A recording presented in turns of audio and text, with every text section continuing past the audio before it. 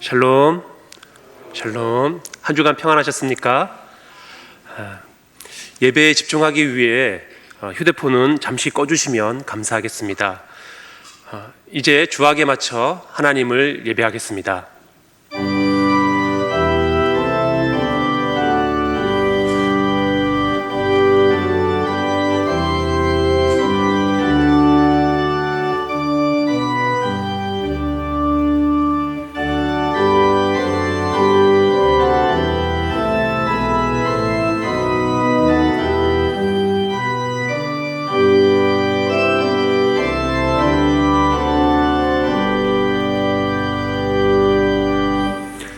내가 여호와를 항상 송축하며 내 입술로 항상 주를 찬양하리이다. 너희 성도들아, 여호와를 경외하라. 그를 경외하는 자에게는 부족함이 없으리로다. 이스라엘아, 들으라. 우리 하나님 여호와는 오직 유일한 여호와이시니 너는 마음을 다하고 뜻을 다하고 힘을 다하여 내 하나님 여호와를 사랑하라. 아멘.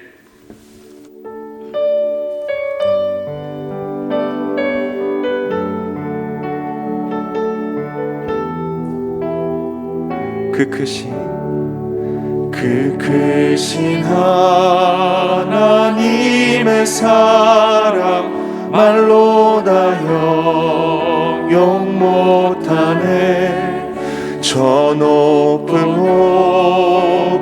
별을 넘어 이 낮고 낮은 땅 위에 죄범한 영혼 구하려 그 아들 보내사 화목제물 삼으시고 죄 용서하셨네. 하나님 크신 사랑은 증량 다 못하네. 영원히 변치 않는 사랑 성도여 찬양하세. 괴로운 시절 지나가고 땅 위에 영화세할 때 주 믿지 않던 영혼들은 큰 소리 외쳐 울어도 주 믿는 성도들에게 큰 사랑 베푸사 우리의 죄 사했으니 그네이지. 하나님 크신 사랑은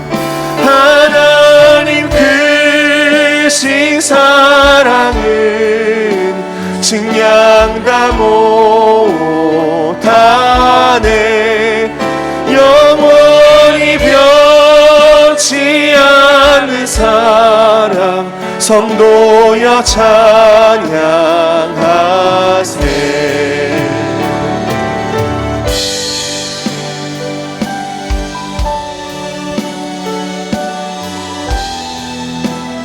하늘을 두루마리 삼고 하늘을 두루마리 삼고 바다를 먹물 삼아도 한없는 하나님의 사랑 다 기록할 수 없겠네.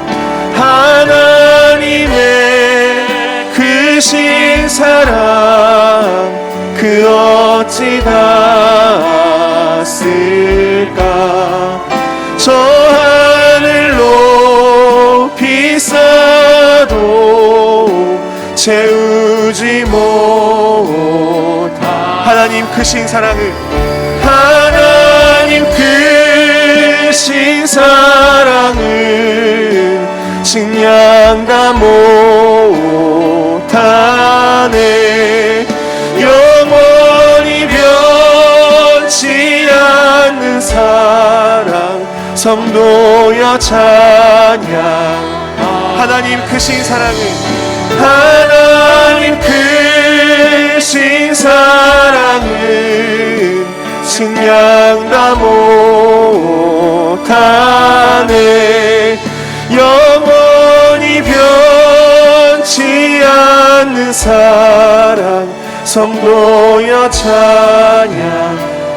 영원히 변치 않는, 영원히 변치 않는 사랑 성도여 찬양하세.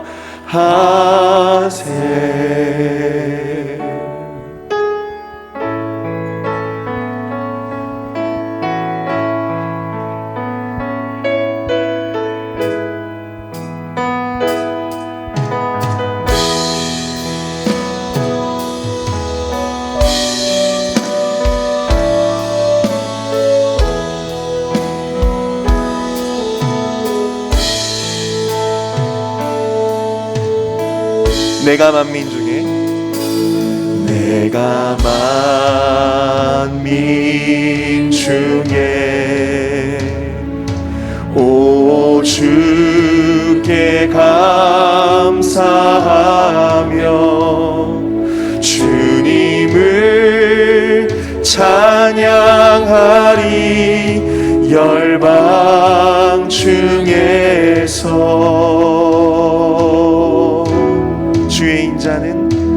주의 인자는 거서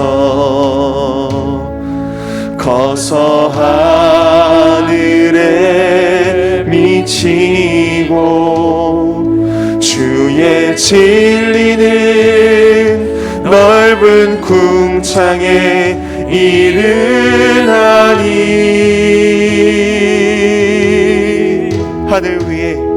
하늘 위에 주는 높이 들리며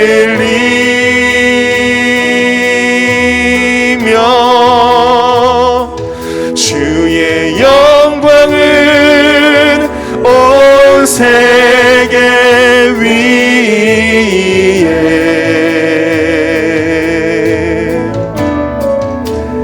하늘 위에 주는 높이 들리며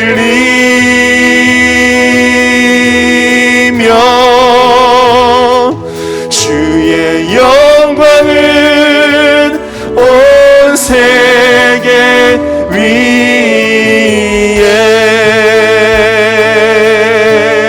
내가 만민 중에, 내가 만민 중에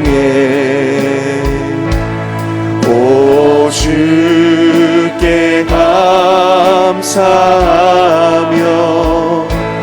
주님을 찬양하리. 열방 중에서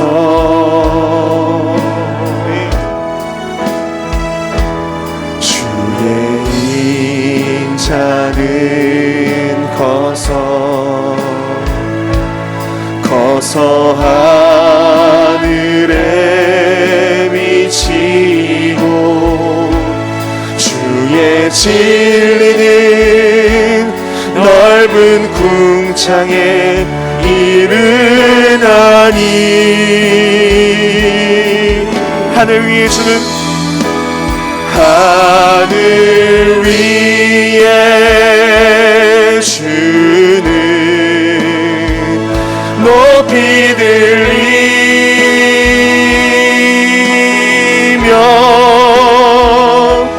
주의 영광은 온 세계 위에.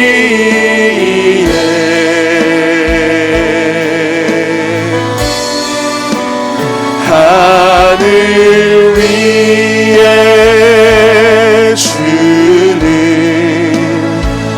높이 들리며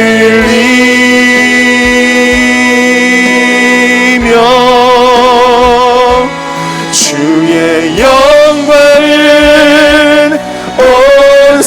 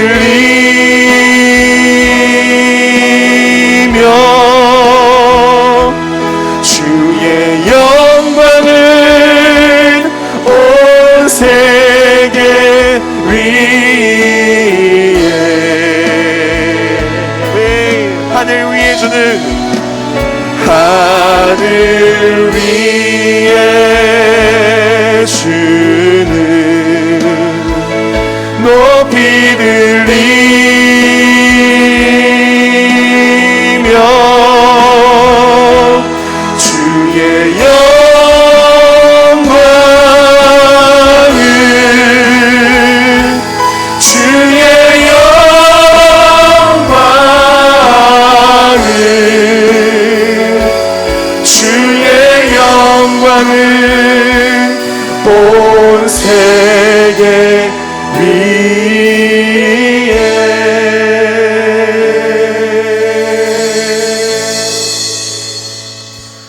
영원토록 영광을 받으실 하나님 아버지, 주의 이름을 높여 찬양합니다. 죄로 인하여 썩을 존재였던 저희를 예수 그리스도를 이 땅에 보내주셔서 십자가로 속량하여 주시고 믿음을 주사 의롭게 하시니 감사드립니다. 주님의 부활을 통해 완전한 구원을 이루셔서 저희는 이제 더 이상 썩지 않을 존재가 되었습니다. 이 부활의 감격 속에서 지난 한 주간을 보내게 하시고 오늘 거룩한 주일 다시 한번 저희를 주님 앞으로 불러주시니 감사드립니다. 주님, 친히 이곳에 오셔서 저희가 드리는 예배를 받아 주옵소서. 부활하신 후에 제자들을 만나주시고 의심하는 도마에게 보이셨듯이 오늘 이곳에 오셔서 저희 모두에게도 부활하신 주님의 귀한 모습을 보여주옵소서. 예배하는 이 시간 저희 안에 걱정과 근심과 의심은 사라지고 주님의 평안이 가득하게 하여 주옵소서. 그러나 한 주간 저희는 또다시 주님의 뜻과는 너무나 어긋난 삶을 살았습니다. 주의 은혜를 기억하며 감사하는 삶을 살아야 했지만 저희는 불평과 불만을 쏟아냈습니다. 믿음 위에 서서 견고하게 흔들리지 말아야 했지만 여전히 불확실한 내일을 바라보며 염려하고 의심하였습니다. 항상 주의 일에 힘써야 하지만 지금의 상황을 탓하며 게으른 모습 속에 주님을 멀리하였습니다. 주님, 이렇게 못난 저희를 불쌍히 여겨 주옵소서. 가슴을 치며 통회하는 마음으로 모든 죄를 고백하오니 저희 허물을 용서하시고 다시 한번 거룩하게 하여 주옵소서. 이 모든 간구를 예수 그리스도의 이름으로 기도드리오며 이제 지난 한 주간의 일을 돌아보며 하나님과 저만이 아는 죄를 참회드리옵니다. 하나님 아버지, 죄를 시험하사 배송을 원합니다.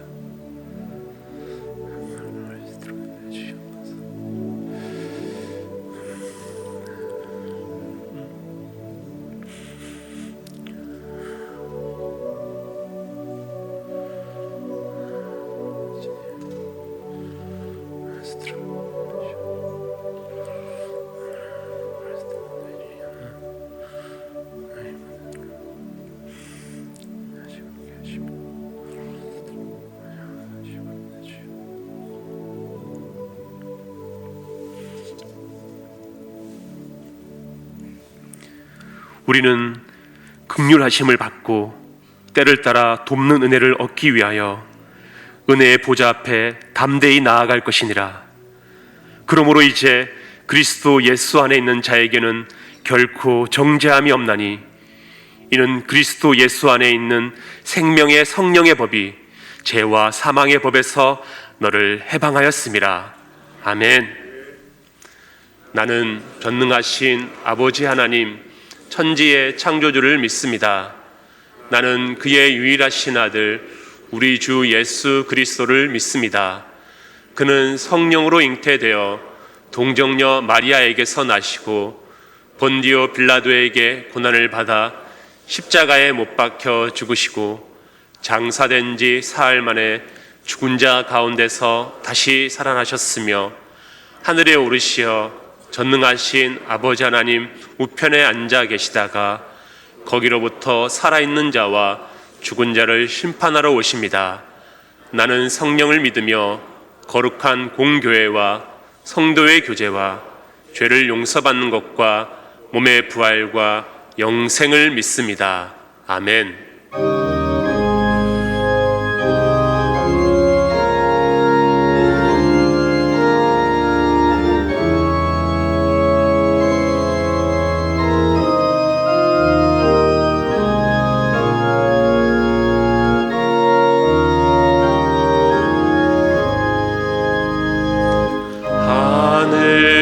하늘에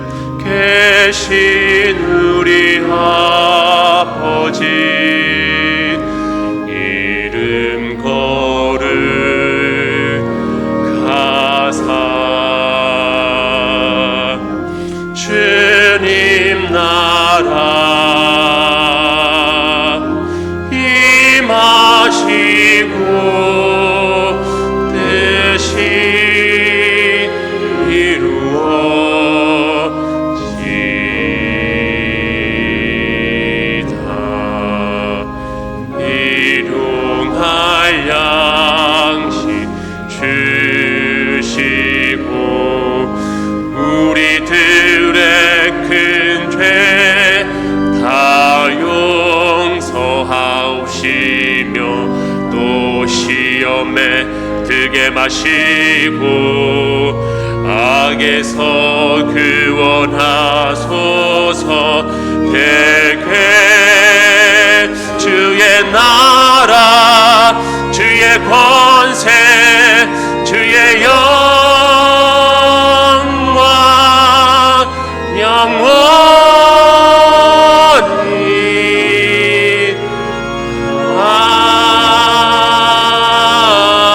아멘.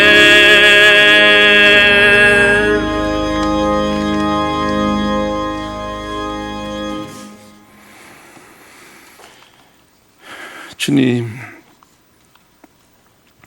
우주 만물의 대주제이신 하나님 아버지, 창조주 하나님 아버지를 찬양하며 경배합니다.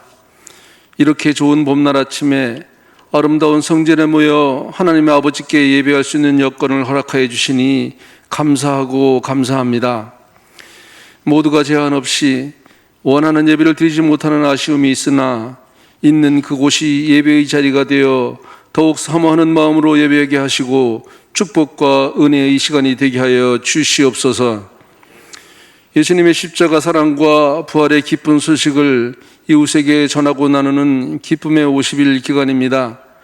만남이 제한되어 어려운 상황이지만 이러한 시대에 적합한 새로운 방법과 간절한 마음으로 전도의 동력이 더 활발하게 이어지게 하시옵소서.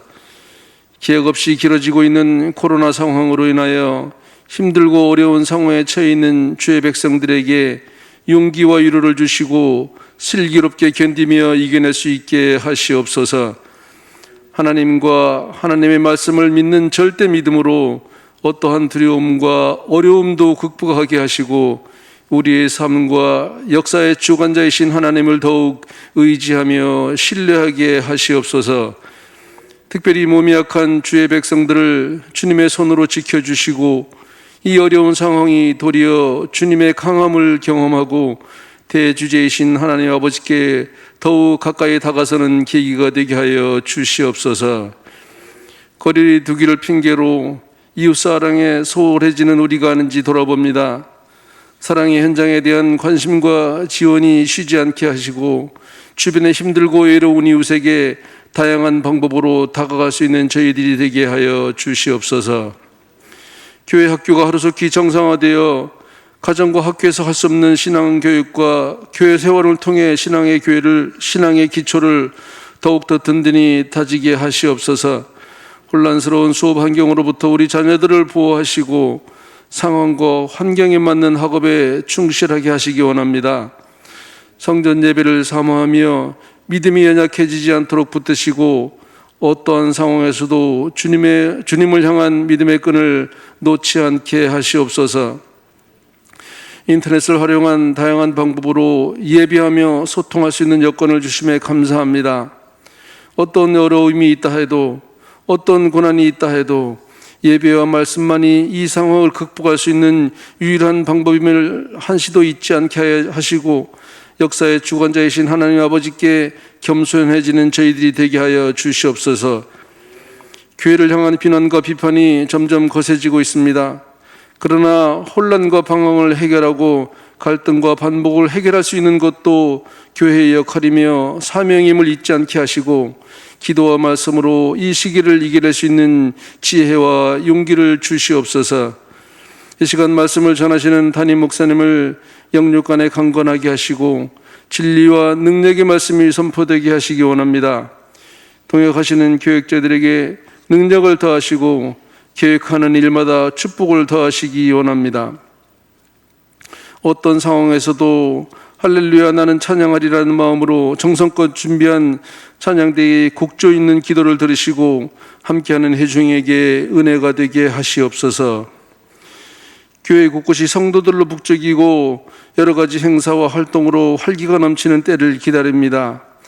우리 모두 예배를 통해 회복과 승리의 새 힘을 얻고 돌아가는 귀한 시간이 되게 하여 주실 줄 믿으며 부활하신 주님, 생명이신 우리 주 예수 그리스도 이름으로 기도드립니다. 아멘. 나를 사랑하는 주 나의 곁에 계신 주 이 작은 나의 기도 들어주소서.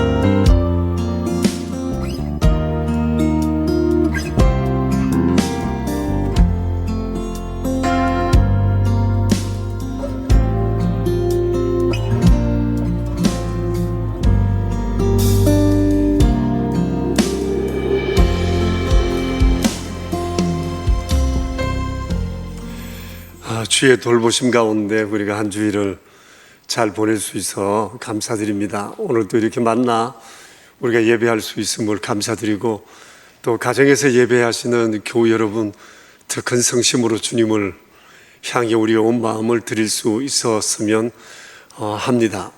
기쁨의 50일 기간을 보내고 있는데 벌써 한 주일이 한 것도 없이 그냥 흘러가 버려서 숭고한 마음이 참 큽니다. 어찌하든지 주께서 우리에게 주신 이 기쁨을 우리 주변에서 나는 복된 삶이 되었으면 좋겠습니다.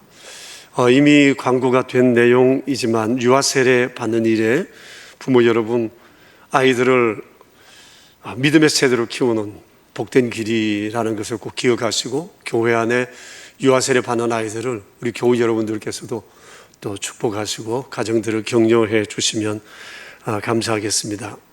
4월 24일 날 토요일 날 우리 밤참 가족 모임이 있습니다. 가정 예배 드리는 것은 가정을 세우는 매우 중요한 통로입니다. 밤참을 꼭 우리가 함께 나누고, 또 밤참 나누는 그것을 함께 교우들과 공유하기를 원하시거나 배우기를 원하시는 분들은 꼭 이 시간 기억해 주시기를 바랍니다. 성경 음성 녹음을 많은 분들이 하셨는데 물론 한 사람이 두 번, 세 번 할 수도 있지만 그래도 온 교우들이 함께 참여하는 일을 했으면 싶어서 교우 여러분들에게 빠진 빈자리 또 음성 녹음에 참여해 주시기를 당부드리면서 다시 한번 광고를 드립니다. 북향민들이 우리 한국에 오신 분들이 한 3만 명 정도 됩니다. 여러분, 우리도 때로 고향을 떠나 낯선 곳에 정착하는 일이 힘든 것을 많이 경험하는데, 북한에서 오신 분들은 그 어려움은 이루 말할 수가 없습니다. 복음 안에 세워져 가는 사랑하는 이들의 친구가 되고 한 가족됨을 우리가 나누었으면 하는 바람이 있습니다. 동서남북 선교 팀원들 뿐만 아니라 우리 온 교우들이 함께 북향민들을 사랑으로 안아주시면 고맙겠습니다. 우리 교회 한 13가정 정도 북향민 가족들이 있습니다. 매월 한 번씩 우리가 모임을 갖고 있습니다. 주보에 공지된 대로.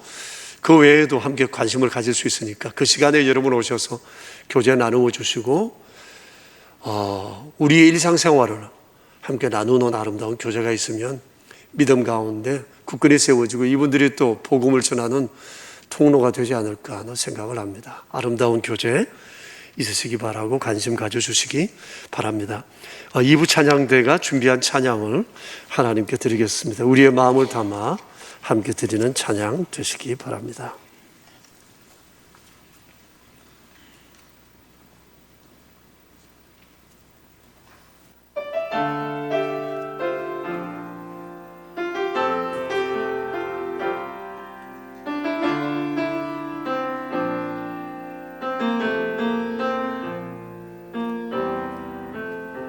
주님과 같이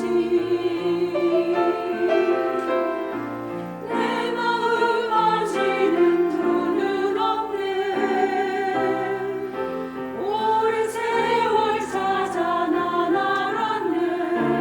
내게 수밖에 없네. 주님과 같이 내 마음 만지는 분은 없네. 오랜 세월 찾아 난 알았네. 내게 수밖에 없네.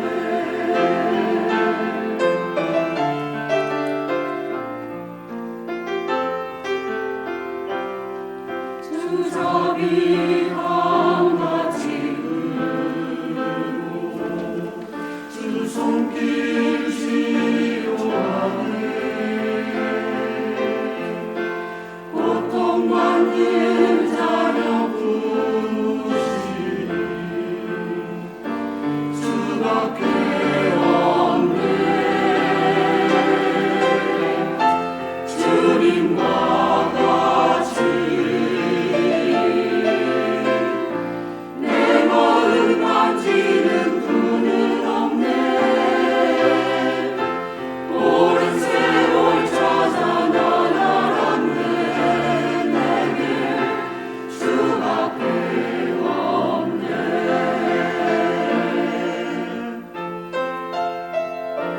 내 주 대신 주를 참 사랑하고 곧 그에게 죄를 다 고하리라. 그 은혜를 주신 내 예수시니 이전보다 더욱 사랑합니다.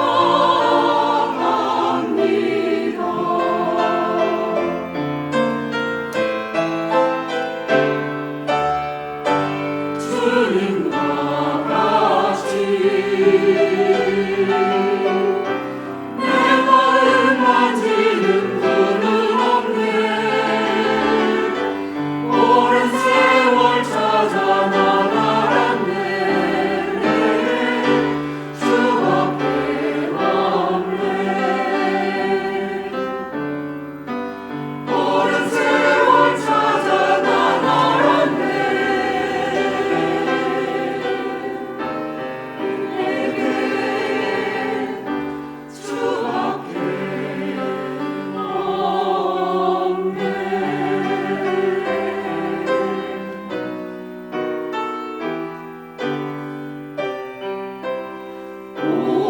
오직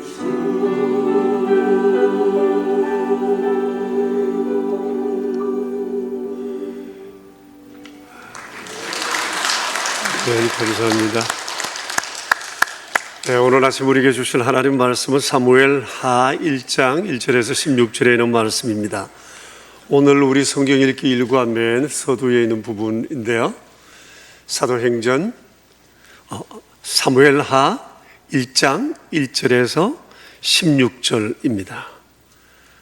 사무엘하 1장입니다. 주의 말씀, 살아계신 주의 말씀 우리 함께 받들어 읽겠습니다.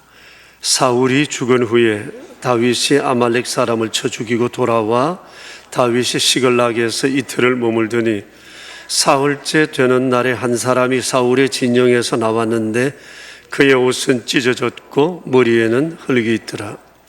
그가 다윗에게 나와 땅에 엎드려 절하매 다윗이 그에게 묻되 너는 어디서 왔느냐 하니 대답하되 이스라엘 진영에서 도망하여 왔나이다 하니라. 다윗이 그에게 이르되 일이 어떻게 되었느냐 너는 내게 말하라. 그가 대답하되 군사가 전쟁 중에 도망하기도 하였고 무리 가운데 엎드려져 죽은 자도 많았고 사울과 그의 아들 요나단도 죽었나이다 하는지라.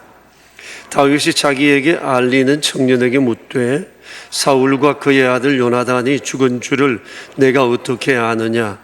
그에게 알리는 청년이 이르되 내가 우연히 길보아 산에 올라가 보니 사울이 자기 창에 기대고 병거와 기병은 그를 급히 따르는데 사울이 뒤로 돌아 나를 보고 부르시기로 내가 대답하되 내가 여기 있나이다 한즉 내게 이르되 너는 누구냐 하시기로 내가 그에게 대답하되 나는 아말렉 사람이니이다 한즉 또 내게 이르시되 내 목숨이 아직 내게 완전히 있으므로 내가 고통 중에 있나니 청하건대 너는 내 곁에 서서 나를 죽이라 하시기로 그가 엎드려진 후에는 살 수 없는 줄을 내가 알고 그의 곁에 서서 죽이고 그의 머리에 있는 왕관과 팔에 있는 고리를 벗겨서 내 주께로 가져왔나이다 하니라. 이에 다윗이 자기 옷을 잡아 찢어매 함께 있는 모든 사람도 그리하고 사울과 그의 아들 요나단과 여호와의 백성과 이스라엘 족속이 칼의 죽음으로 말미암아 저녁 때까지 슬퍼하며 울며 금식하니라. 다윗이 그 소식을 전한 청년에게 묻되 너는 어디 사람이냐. 대답하되 나는 아말렉 사람 곧 외국인의 아들이니이다 하니 다윗이 그에게 이르되 내가 어찌하여 손을 들어 여호와의 기름 부음 받은 자 죽이기를 두려워하지 아니하였느냐 하고 다윗이 청년 중 한 사람을 불러 이르되 가까이 가서 저를 죽이라 하매 그가 쳐서 치매 곧 죽으니라. 다윗이 그에게 이르기를 내 피가 내 머리로 돌아갈지어다. 내 입이 내게 대하여 증언하기를 내가 여호와의 기름 부음 받은 자를 죽였노라 함이니라 하였더라. 아멘. 오늘 말씀을 묵상하는 중에 오래전에 중학교 1학년 바른 생활에서 보았던 글이 생각이 났습니다. 20년은 된 것 같습니다. 그때 어느 가정의 신방을 갔다가 아이의 방을 들여다보는 중에 책상 위에 이 책이 펼쳐져 있었습니다. 거기에 난 사람과 된 사람이라는 주제의 글이 있었어요. 독특한 주제에 끌려서 무슨 내용인가 그 책을 그 내용을 읽었습니다. 내용을 다 기억할 수는 없지만 주제를 정리해 놓은 것을 메모를 해서 때때로 그 글을 되새기곤 합니다. 그게 난 사람과 된 사람에 대해서 이렇게 정의되어 있었습니다. 난 사람이란 매사에 뛰어나거나 잘나고 똑똑한 사람, 유명한 사람, 높은 사람이라고 되어 있어요. 그리고 된 사람은 인격과 품위가 갖추어진 사람, 사람다운 사람, 유용한 사람이라고 정의되어 있었습니다. 이것을 보면서 중학생이 된 아이들이 이를 제대로 익히고 훈련할 수만 있으면 우리 중등 교육이 참 희망적이겠다, 그런 생각을 했더랬습니다. 몇 년 전에 우리 교회 김중거 집사님이 성품에 관한 책을 펴냈습니다. 이런 제목입니다. 난 사람 된 사람보다 된 사람이라는 책인데요, 아마 서점에 있을 겁니다. 여러분들 한번 사서 보시면 많은 지혜를 얻을 수 있을 거라고 생각을 합니다. 사실 세상에는 이 세 부류의 사람들에 의해 주도되고 있다고 해도 과언이 아닙니다. 난 사람, 된 사람, 된 사람, 된 사람, 이런 사람들이 어떻게 분포되어 있느냐에 따라서 그 공동체, 사회, 국가의 질이 결정된다고 해도 과언은 아니리라고 생각이 되어집니다. 근데 오늘 성경에서 우리는 한 된 사람을 만나게 되는데 그가 바로 다윗입니다. 다윗이 된 사람이라는 의미는 그가 무결점의 사람이라는 얘기는 아닙니다. 그도 흠이 참 많았습니다. 그러나 우리가 사무엘 상서를 지난주에 읽었고 금주에 사무엘 하서를 읽으면서 알게 되는 것은 이래서 이분을 된 사람, 큰 사람이라 하는구나 하는 것을 여러분 아마 깨닫게 되실 것입니다. 오늘 우리가 읽은 이 본문도 바울의 사람됨에 대한 한 사례라고 보아집니다. 그의 나이 30 되었을 때의 일입니다. 아시는 바와 같이 다윗은 10대 중반에 하나님의 택함을 받아 내 마음에 합한 자라는 주님의 뜻을 따라 그는 차기 이스라엘 왕으로 기름 부음을 받아들였습니다. 30살의 왕이 되었는데 이때까지 그는 많은 시련에 봉착했어야만 했었습니다. 다윗이 받았던 시련은 대부분 사람들로부터 비롯된 것이었는데 그 첫 번째 사람이 이스라엘의 초대 왕 사울이었습니다. 그런데 사울 왕은 다윗의 장인이었을 뿐만 아니라 다윗의 절친 요나단의 아버지이기도 했습니다. 그런데 이 사람이 다윗을 그렇게 힘들게 했다는 것이 잘 이해가 되지는 않습니다. 이 일의 발단은 이랬습니다. 다윗이 국가가 위기에 처했다는 그런 처하게 되었을 때 전쟁터에 나아가서 적장 골리앗을 서로 때린 이후에 일어나게 되었습니다.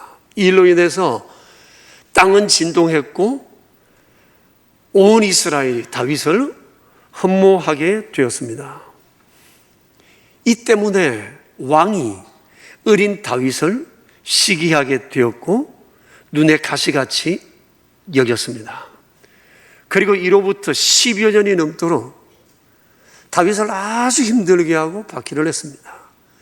한 나라의 지존인 왕에게 찍혔으니 다윗이 얼마나 힘들었을까. 그의 운명은 바람 앞에 등불과 같은 존재가 되고 말았습니다.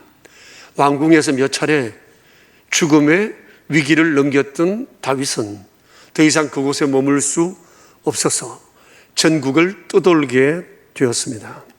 그러나 가는 곳마다 다윗에 대한 첩보가 왕에게 올라갔고 왕은 듣는 대로 수천 명의 정예 부대를 이끌고 다윗을 잡아 죽이기 위해 다윗이 있는 곳을 찾아오곤 했었습니다.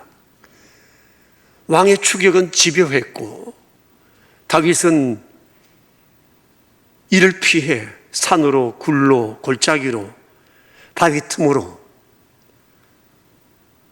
숨어 다녔고 더 이상 숨을 곳이 없게 되자 그는 이 나라 저 나라로 떠돌며 망명을 시도하기도 했습니다. 그러나 인간적으로 생각하면 이건 너무 억울하기 짝이 없는 일입니다. 국가를 구한 1등 공신이지 않습니까?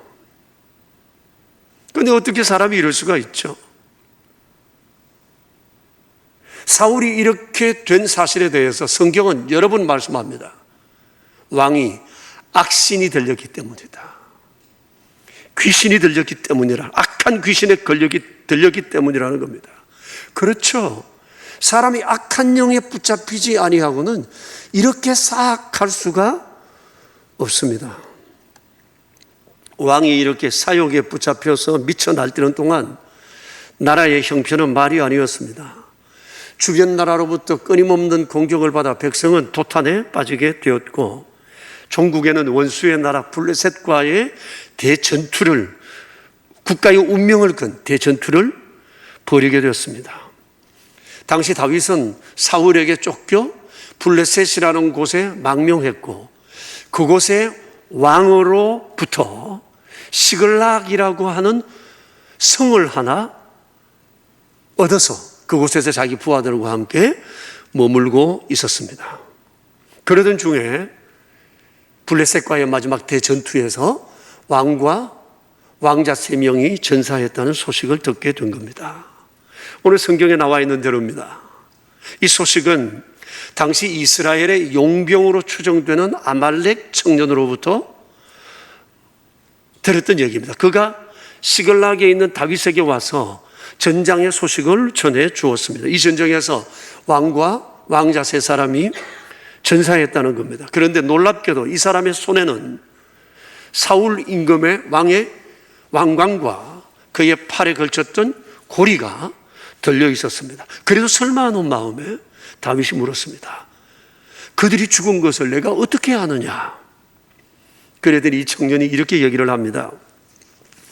내가 길보아 산에 올라갔는데 많은 사람들이 왕을 쫓고 왕은 도망가는데 내가 그에 가까이 가더니 왕이 나를 불러 가서 보았더니 왕이 중상을 입고 거의 죽어가는데 너무 괴로워하면서 내게 부탁하기를 나를 안락사시켜달라.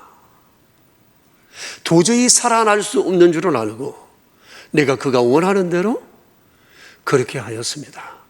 그리고 그의 왕관과 팔찌를 가지고 내가 당신에게 가지고 왔다고 정표로 내놓았던 것입니다. 물론 이것은 다른 성경을 보면 그가 꾸며낸 얘기였고 포상을 바라고 왕관을 훔쳐 이스라엘 진영에서 도망왔던 것이었습니다. 이 얘기를 들은 다윗의 감정이 아주 복잡했을 겁니다. 자기를 죽이러 다니는 자기 대적이 전사했다는 얘기에 안도의 한숨을 쉬기는 했지만 이 대전투에서 나라가 패전했고 왕과 수많은 군사들과 자기의 절친이었던 요나단까지 죽었다는 이 사실 앞에 그는 안타까움이 너무너무 컸습니다. 그 순간 다윗이 머물던 이 도성 시글락은 상가로 변했습니다. 다윗은 슬픔을 억누르지 못했고 자기의 옷을 잡아 찢으며 저녁 때까지 슬퍼하며 울며 금식했습니다. 다윗과 함께 있던 사람들도 다윗을 따라 전부 다 슬픔에 겨워 금식했던 거예요. 자, 이 모습에 누가 제일 놀랐을까요?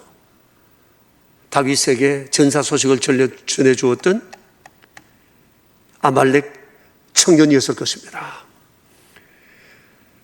분명히 다윗이 자기의 공로를 치하해주고 함께 축배를 들자고 할 줄 알았는데 일이 전혀 딴판으로 돌아가고 있었던 겁니다.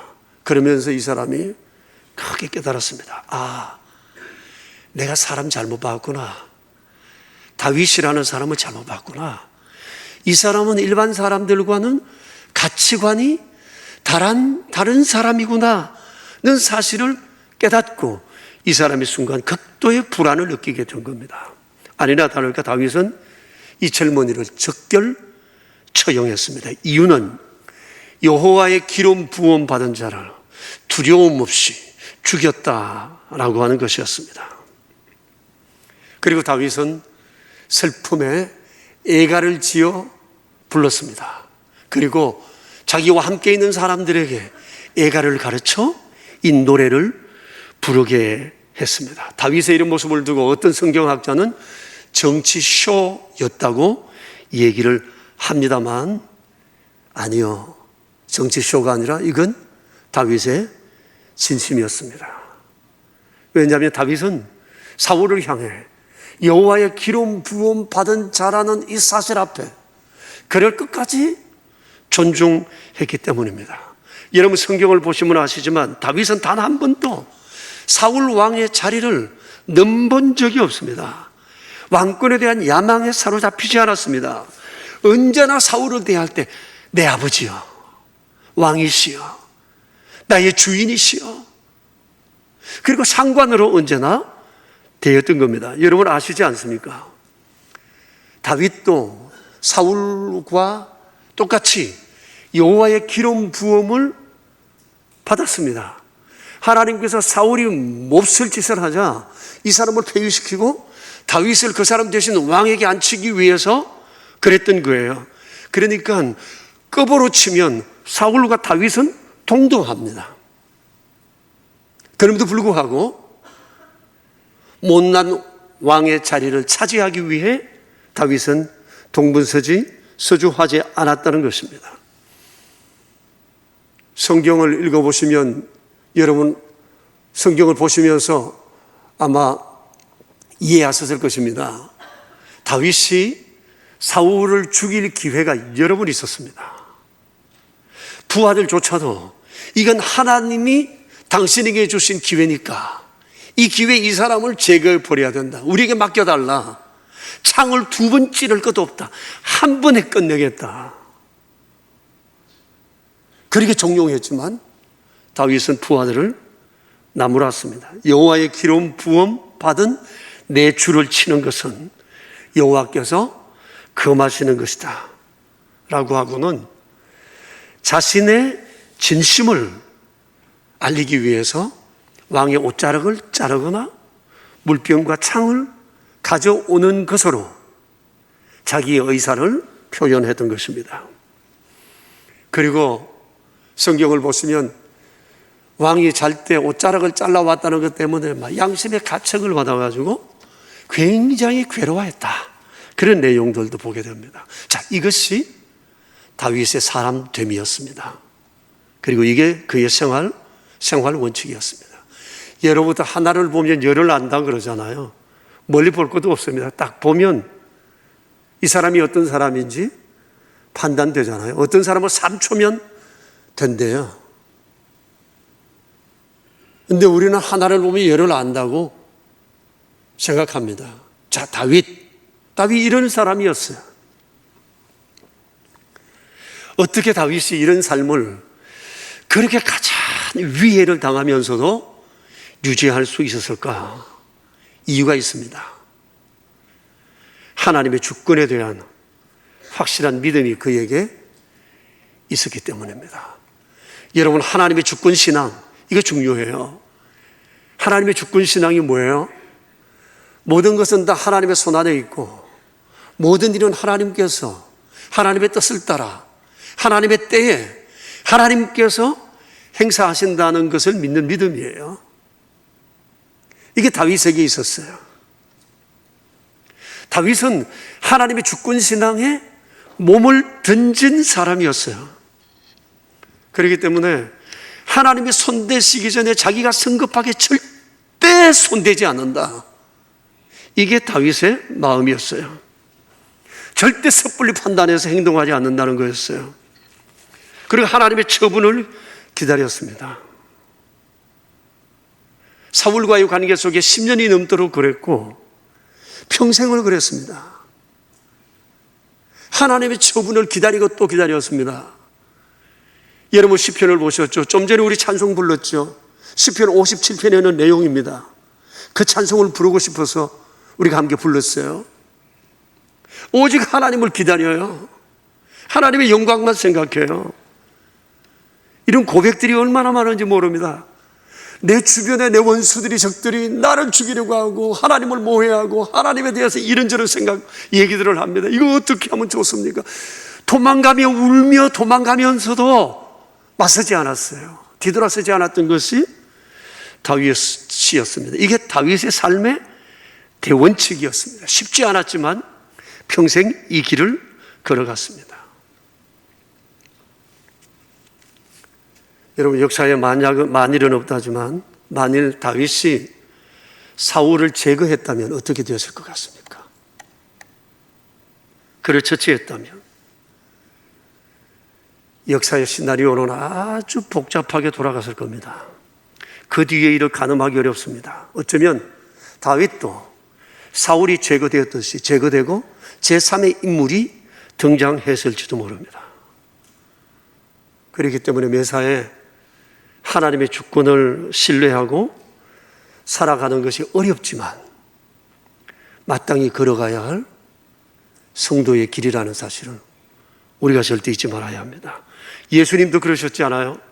겟세마네 동산에서 붙잡혀 가실 때 제자 중 하나가 칼을 들고 주님을 잡으러 오는 사람을 내리쳤을 때 주님 이렇게 말씀을 하셨습니다. 내 칼을 도로 칼집에 꽂아라. 칼을 가지는 자는 다 칼로 망한다. 같이 읽어볼까요? 너는 내가 내 아버지께 구하여 지금 12군단 더 되는 천사를 보내시게 할 수 없는 줄로 아느냐? 내가 만일 그렇게 하면 이런 일이 있으리라 한 성경이 어떻게 이루어지겠는가? 예수님께서도 하나님의 주권을 우선하셨어요. 힘이 없어서가 아니에요. 힘은 있으셨으나 힘을 쓰지 않은 거예요. 사람들은 힘이 있으면 힘을 휘두르고 싶어 합니다. 자기 힘으로 뭐든지 할 수 있다고 생각합니다. 주님은 힘이 있으셨으나 하나님의 주권을 믿었기 때문에 성급하게 자기가 나서지 않았던 것입니다. 그렇기 때문에 성도 여러분, 우리는 매사에 섣불리 판단하거나 말하거나 행동하면 아니 됩니다. 때로는 이해가 되지 않아도 우리는 먼저 하나님의 뜻을 생각하고 하나님의 주권에 나를 맡겨야 합니다. 그러나 성질이 급하거나 스스로를 지혜롭게 여기거나 내 힘으로 다 할 수 있다고 생각하는 사람은 그렇게 살다가 자충수에 빠집니다. 제 꾀에 자기가 속고 넘어집니다. 이게 역사의 교훈입니다. 그 본보기가 바로 사울 왕이었습니다. 자, 여러분, 이런 미루어 볼 때 사울과 다윗은 아주 대조적인 사람이었어요. 사울이 인본주의자였다면 다윗은 신본주의자요, 하나님 주권 신앙의 사람이었습니다. 사무엘서를 읽어보시면 여러분 이것을 잘 알게 될 것입니다. 사무엘상에서 다윗과 관련된 관용구가 하나 나오는데 다윗이 하나님께 물었다는 단어가 나와요. 구절이 나와요. 여러분 보셨죠? 아니 이건 그냥 결정해도 되겠는데 다윗은 언제나 물어요. 올라갈까요? 말까요? 칠까요? 말까요? 어떻게 할까요? 말까요? 어떻게 뭐 줏대가 없는 사람처럼 보이고 자기 생각이 없는 사람처럼 보이는데 아니요. 그는 절대 하나님의 주권을 믿었어요. 쉬운 것도 어려운 것도.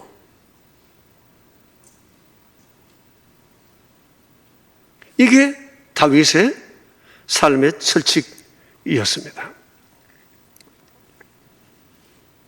사실 윤리적인 면에서 볼 때 전 다윗이나 사울이나 50보 100보라고 생각합니다. 다윗도 아주 죄가 많은 사람입니다. 사울 못지 않습니다. 그런데 둘 다 죄를 지었지만 사울은 그때마다 변명으로 일관하고 멈출 줄을 모릅니다. 삶에 브레이크가 없습니다.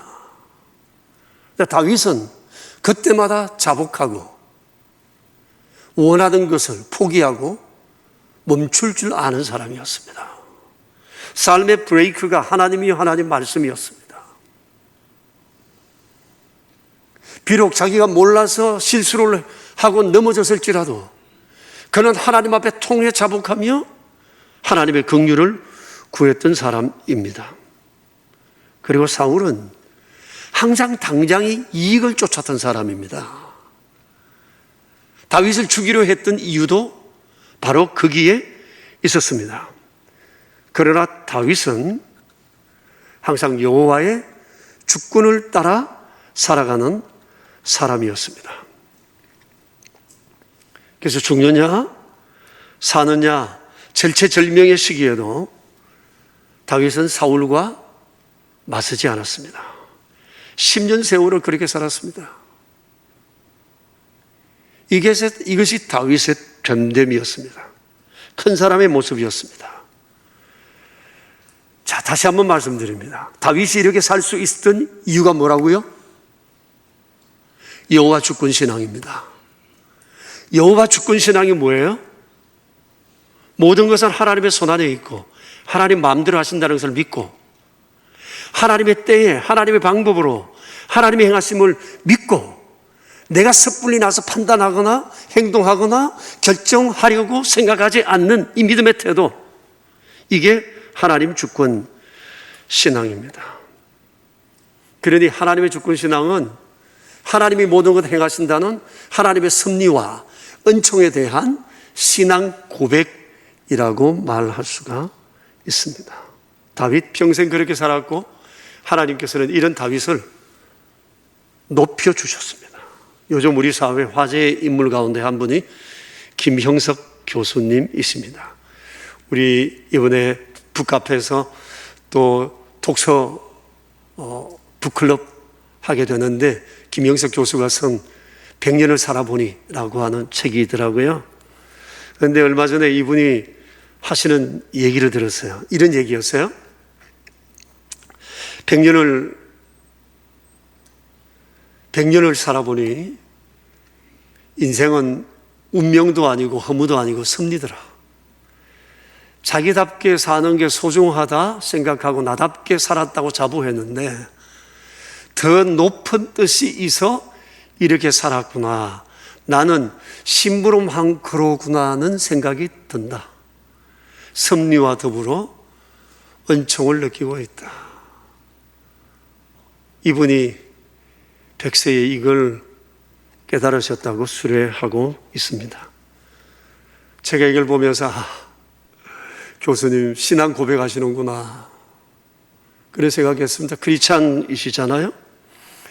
여러분 김영석 교수 대단하시죠? 100세가 되면 사람은 이런 깨달음을 가질 수 있을까요?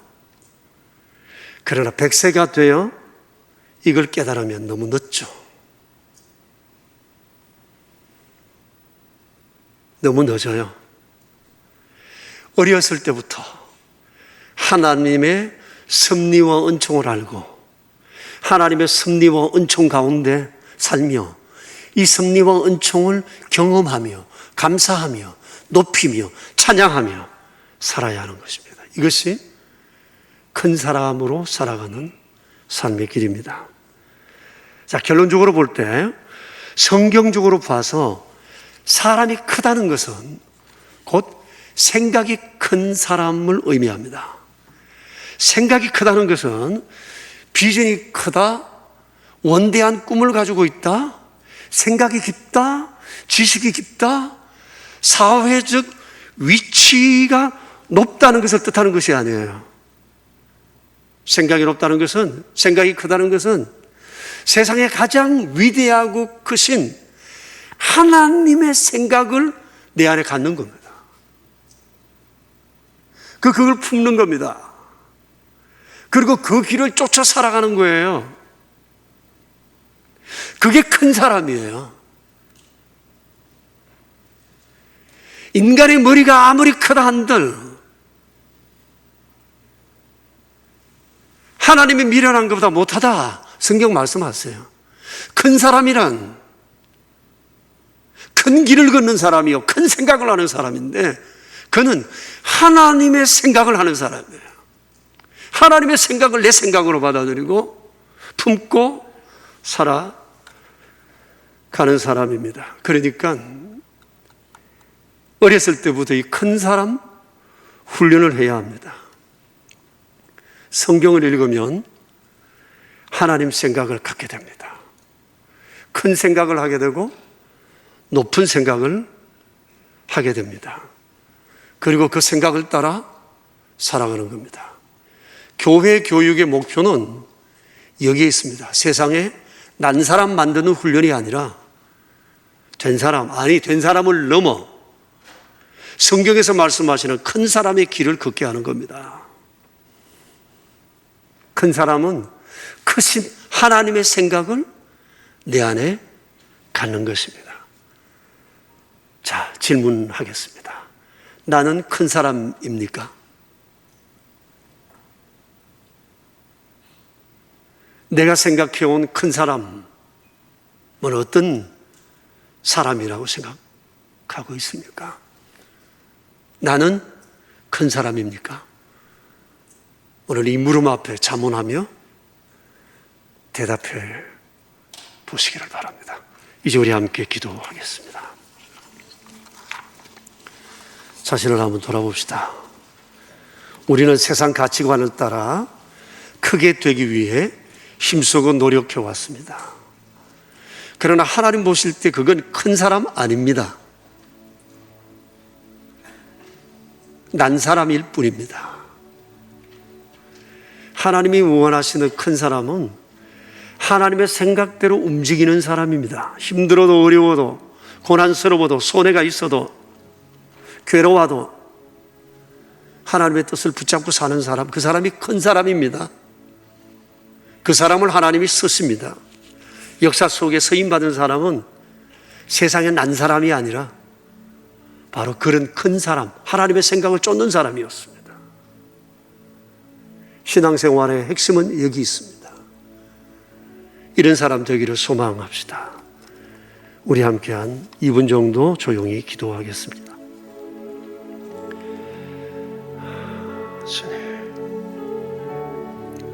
주님, 하나하나에 붙으소서. 주님, 우리의 가는 길, 진정 바른 길, 이 길을 믿어. 주님, 우리를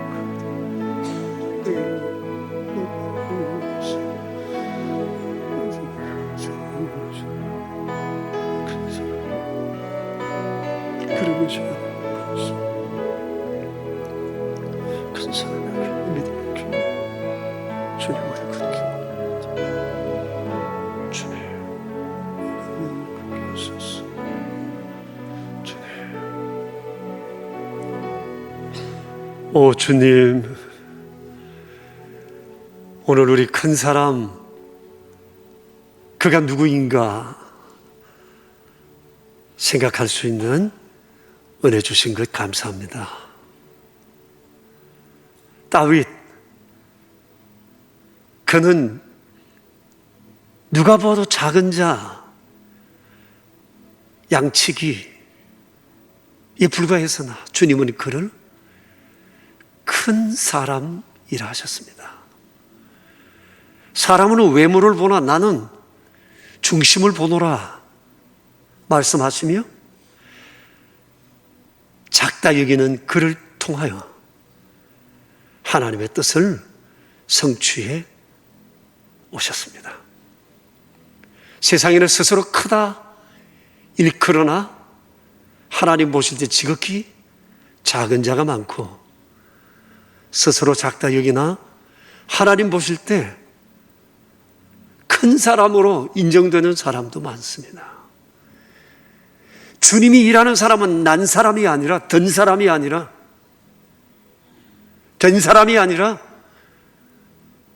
바로 큰 사람임을 우리는 오늘 보았습니다. 하나님이 크다 여기시는 이 가치를 나의 가치로 여기게 해주시고 이 길 걷게 해주십시오. 교회를 세우신 목적, 저희를 부르신 목적, 신앙훈련의 목적은 바로 큰 사람의 길을 가기 위해서입니다. 성경을 알면 하나님의 생각을 가지며 하나님의 크신 생각을 마음에 품고 그 길을 따라 사는 것을 알고 있습니다. 주여, 우리로 이 길 걷게 해주십시오. 말씀 길을 걷게 해주십시오. 주님 가신 그 길 걷게 해주십시오. 원하시는 그 길 위에 서게 해주십시오. 자비로우신 하나님, 우리 아버지, 우리의 명선의 모든 가족들, 우리의 다음 세대가 믿음의 세대가 되는 이 아름다운 이 길을 배우기 위해 오늘도 주의 전으로 모입니다. 함께 하소서. 은혜 베푸소서. 원하시는 주의 사람 만들어 주시옵소서. 우리의 구세주 예수 그리스도 이름으로 기도드리옵니다. 아멘. 이제 우리 다 함께 일어나셔서 212장으로 함께 찬양합시다. 샬롬, 샬롬, 샬롬. 평안한 한 주간 되시길 바랍니다. 212장 우리 함께 찬양합시다.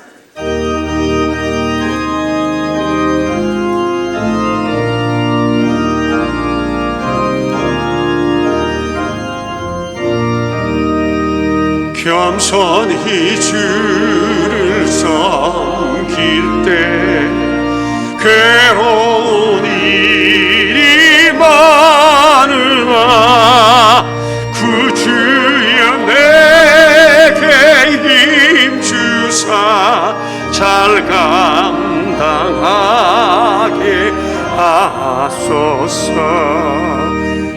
인자말을 가지고 사람을 감화시키며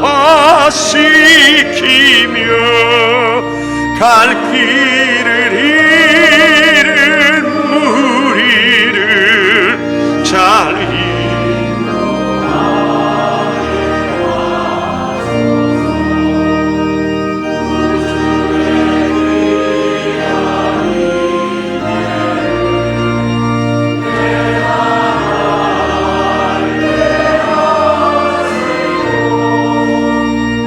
굳건한 믿음 주셔서 늘 승리하게 하소서. 장래의 영광 비추사 소망이 되게 하시며 구주와 함께 살면서 참 평강 얻게 하소서.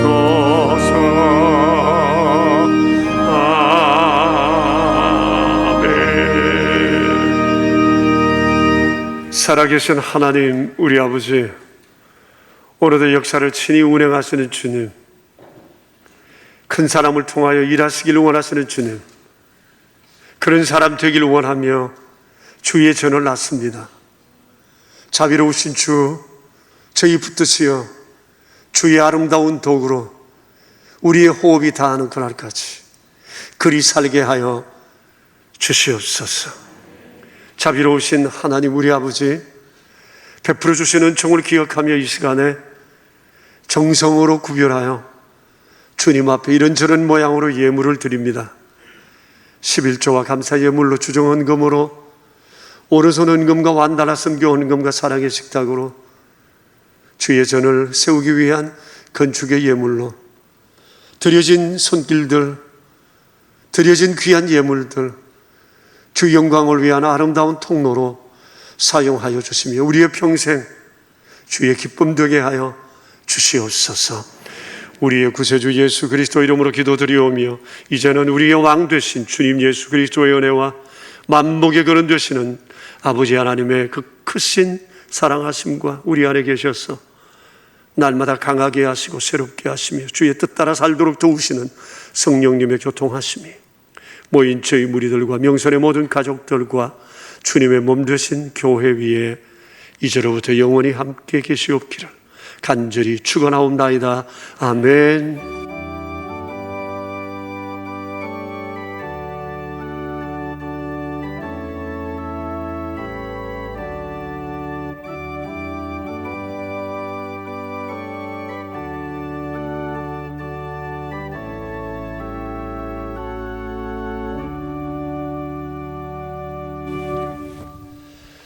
여러분 예배를 마쳤습니다. 저녁에도 뵙겠습니다. 안녕히 돌아가세요.